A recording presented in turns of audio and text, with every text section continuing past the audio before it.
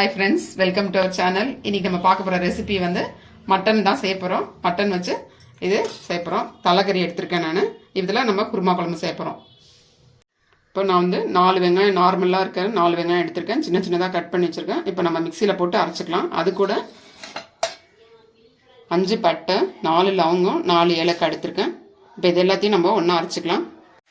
இப்போ நம்ம அரை மூடி தேங்காய் எடுத்திருக்கோம். இதையும் மிக்சியில் போட்டு அரைச்சிக்கலாம். ஃப்ரெண்ட்ஸ், நம்ம இப்போ குக்கரில் தான் செய்ய போகிறோம். இப்போ நம்ம ஒரு 6 ஸ்பூன் அளவுக்கு எண்ணெய் ஊற்றிடலாம். இப்போ நம்ம பேஸ்ட்டாக அரைச்சி வச்சுருக்க இஞ்சி வந்து ஒரு 3 ஸ்பூன் போட்டுக்கலாம்.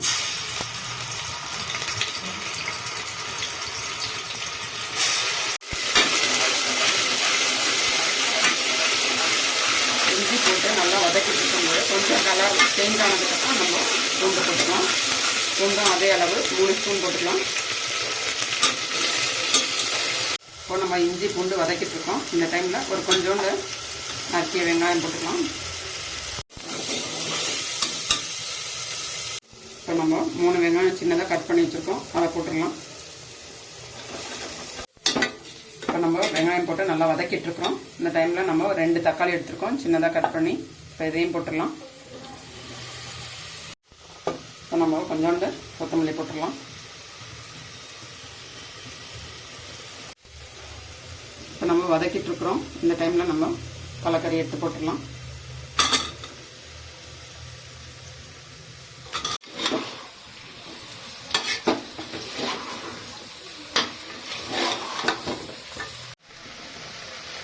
இப்போ நம்ம கறி போட்டு நல்லா வதக்கிட்டு இருக்கிறோம்.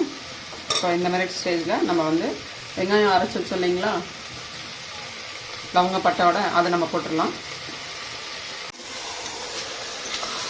மசாலா போட்டு நம்ம நல்லா கலந்துட்டுருக்குறோம்.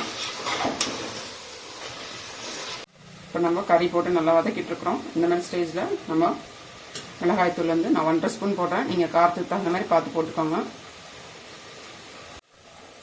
மல்லித்தூள் 1 டீஸ்பூனும் இன்னொரு 1/4 டீஸ்பூன் போடுறேன் நான்.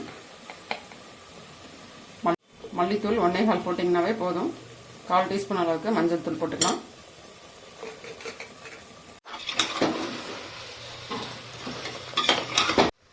தேவையான அளவுக்கு உப்பு. இப்போ நம்ம மசாலாலாம் போட்டு நல்லா கலந்து விட்டுட்டே இருக்கலாம், கைவிடாமல்.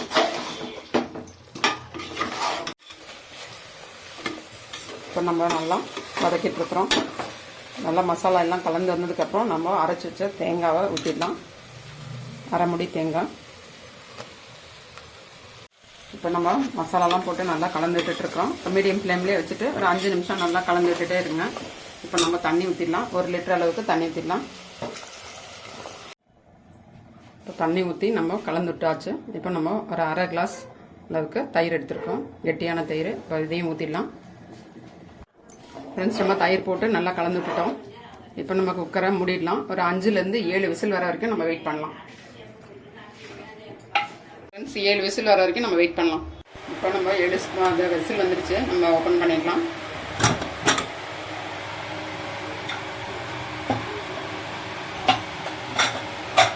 ஒன்றரை அளவுக்கு எலுமிச்சம்பழம் எடுத்திருக்கோம், அதை ஜூஸ் பண்ணி வச்சிருக்கிறோம். இப்போ நம்ம இதை போட்டுடலாம். ஸ்டவ் ஆன் பண்ணிட்டு நம்ம போட்டுடலாம். இப்போ எலுமிச்சம்பழம் ஜூஸ் போட்டாச்சு. 2 கொதி வரட்டும். இப்போ நம்ம எலுமிச்சம்பழம் போட்டு 2 கொதி வந்ததுக்கப்புறம் நம்ம கொத்தமல்லி போட்டு ஆஃப் பண்ணிடலாம். ஃப்ரெண்ட்ஸ், பாருங்கள், இதுதான் தலைக்கறி குருமா குழம்பு. நீங்களும் ட்ரை பண்ணுங்கள், என்ஜாய் பண்ணுங்கள். இது ரொம்ப டேஸ்டியாக இருக்கும்.